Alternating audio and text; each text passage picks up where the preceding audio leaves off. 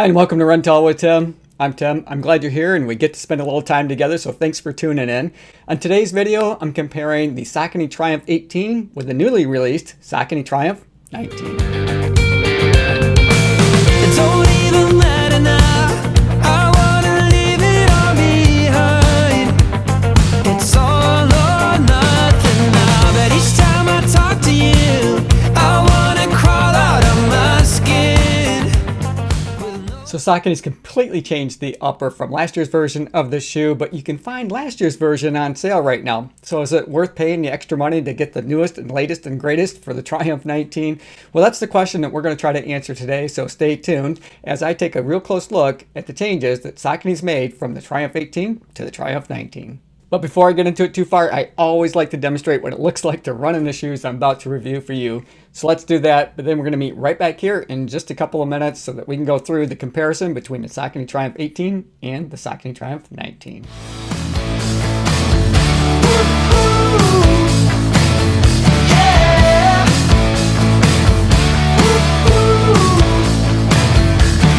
How was I to know if I let you go, it'll be alright? Only goes to show you never can tell how it's gonna be.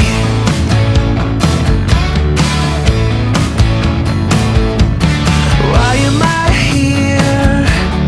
Why do I feel like an idiot? I can see clear. I will not give in to the bitterness. Thoughts are crowding in my mind. I wish that I could leave them all behind. Take me away from here. I don't wanna spend another year stupid and insincere. Never again will I be struck with fear.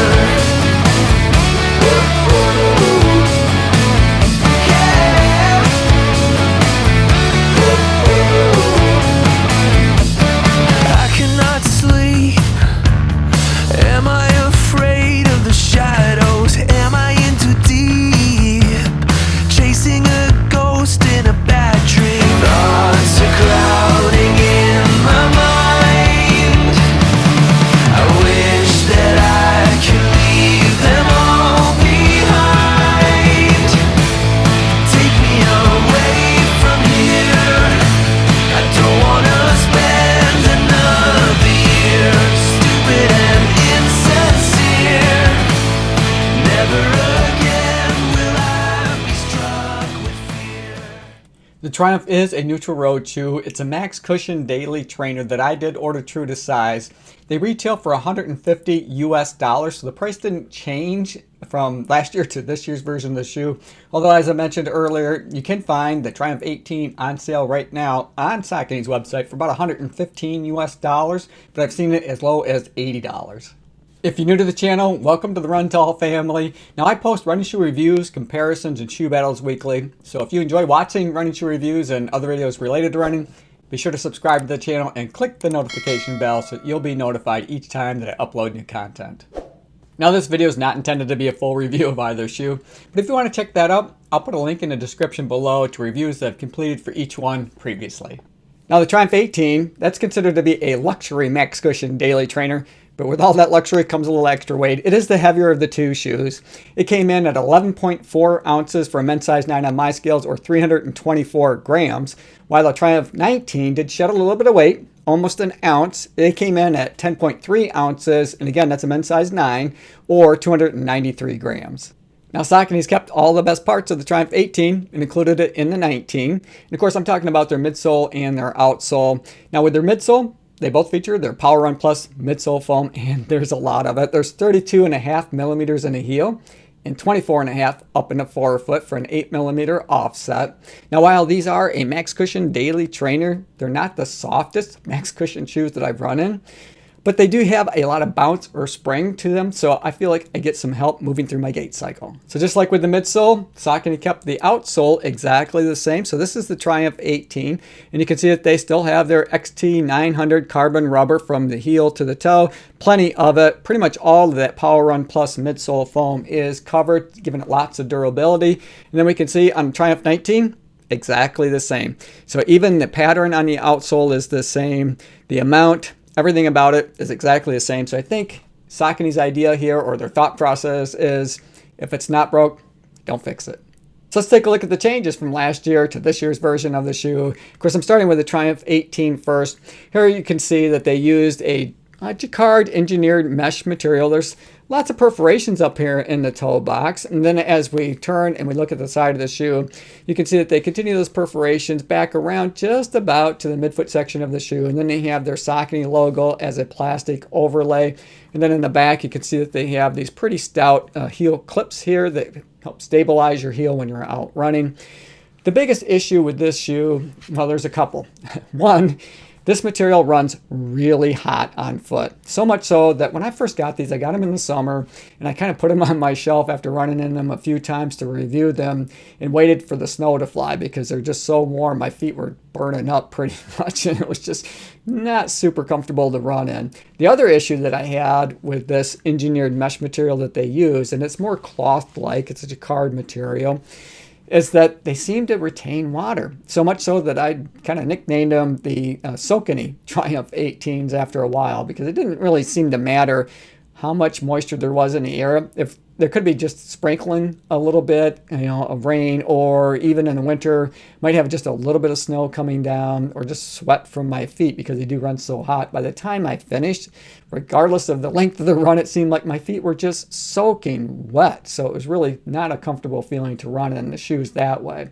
Enjoyed the midsole, not so much enjoying the upper material that they used to create it. Now this is where they made their changes, and I think that this is a real positive change, and it's really brought some life back to the Triumph series of shoes, in my opinion, because the 18 was, that's a winter shoe at best, and even then it wasn't all that comfortable to run in because the upper was holding it back.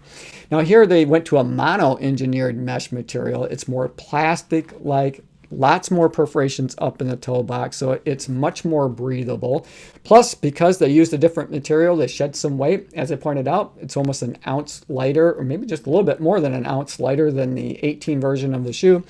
And then as we look at the side of the shoe, some of these things are about the same, so they still have their Saucony logo here as a plastic overlay, but they continue those perforations a bit further. And they do have some extra material back here in the heel counter area just to give you a little bit of stability to your heel. In terms of the fit up in the toe box, they're exactly the same. I didn't notice any difference at all in the amount of room that I had to be able to display my toes in either shoe. They did make some changes to the eyelet chain or the lace enclosure system. So again, this is a Triumph 18. You can see it has a real standard eyelet chain here. They do have some plastic overlays on the outside of the eyelets to give it a little extra durability. So you don't have to worry about your laces pulling through it all. And then on the inside cage, they have a little extra material there as well.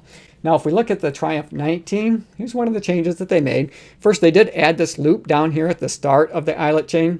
I like that. It does seem to reduce any kind of bunching that you might get up in the toe box, so I appreciate that. And then they changed the eyelet, or the cut of the eyelet chain itself, so you can see that it has this little section about midway up where it kind of jets in a little bit. Now that's to give you a bit more of a snugged or lockdown feeling across the midfoot section of the shoe.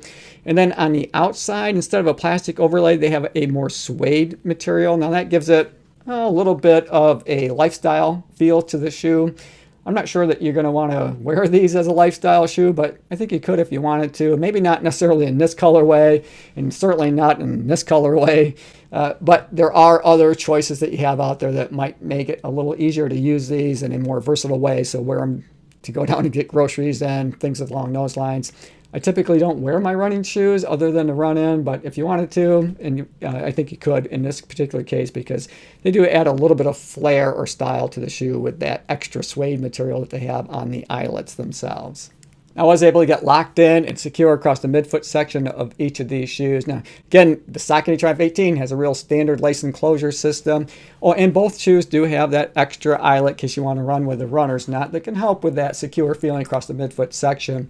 I do feel like with the Triumph 19 and that zigzag pattern that they cut in that eyelet chain, that it's a bit more form-fitting across the midfoot section and felt a little bit more locked in and secure across that area all the way back to my heel cup. Now the tongue on the Triumph 18 is heavily padded. You can see just how much padding that they feature here. It does have some perforations up till you get towards the top where they have some suede material. It does feature a gusset on each side, so it is a semi-gusseted tongue, so you didn't have to worry about it migrating around. I felt it was really comfortable, just really hot. It just is not that breathable. Thankfully, they did make that change here with the Triumph 19, and here you can see that they have a lot more perforations. They lost that suede material up at the top. They still have a little bit of plastic there with their Saucony logo. They still do have that semi-gusset on each side, so again, it's going to lay flat across your midfoot. I didn't have any issues with it migrating around on either shoe, and I didn't have any issues feeling any of the laces cutting across the midfoot section of either shoe either. And with the Saucony Triumph 19, they did reduce the amount of padding somewhat in that tongue, but it's still what I would call, a heavily padded shoe, just not quite a double XL padding that they have in the Saucony Triumph 18.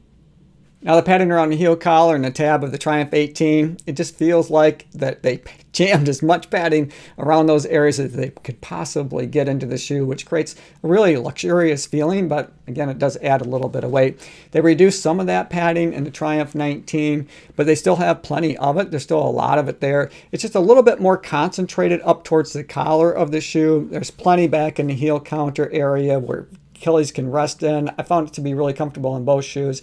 I think that they still have maybe a little more padding than what they really need in the Triumph 19, but they did reduce it some from the Triumph 18, which helped to reduce a little bit of the weight. On the heel counter on the 18, you can see that they have what I would say is a slight or mini heel flare there. There's really not much of one. It's more of a traditional heel counter. And neither shoe has a pull tab to help you get your shoes on. With the Triumph 19, it's definitely a traditional heel counter. There's no mini flare at all. And they did add a little bit of suede material back here to give it that extra lifestyle feel that we talked about when we looked at the lace enclosure system. Looking at the heel counter, starting with the Triumph 18, you can see that they do have these plastic clips both on the medial as well as the lateral side of the shoe. Now these plastic clips are covered in a material that is a little bit softer to the touch, so it doesn't feel plasticky at all. It's a much more smooth feeling to it, but they add plenty of structure, so it gives you some stability in your heel. I found both of these shoes to be pretty stable to run in from a pronation standpoint. But then looking at the Triumph 19, they continued that same theme, only they just changed how they went about it a little bit. Now this does have a more plastic feel to it, but still has about the same, if not the same, amount of structure in the heel counter as I give it the pinch test. So again, lots of stability back there to help hold your heel in place. I found that each of these shoes have a nice well-defined heel cup, so I didn't really have any heel slippage in either one, either up or down or side to side. So overall, I think Saucony did a terrific job in making changes to the upper on the Triumph 19 over the 18. They're lighter. They're more breathable. They don't retain water like the 18 does. And I do feel like I can get a little more locked in and secure across the midfoot section of the shoe. So if you don't already own either one of these, I would say you can skip the 18, go right to the 19, because it's definitely worth the upgrade in my opinion. Hey, thanks for making it to the end of the video. I hope you enjoyed it. I enjoyed making it for you. As always, run tall, run strong, be kind to one another. Thanks for watching, and we'll see you next time.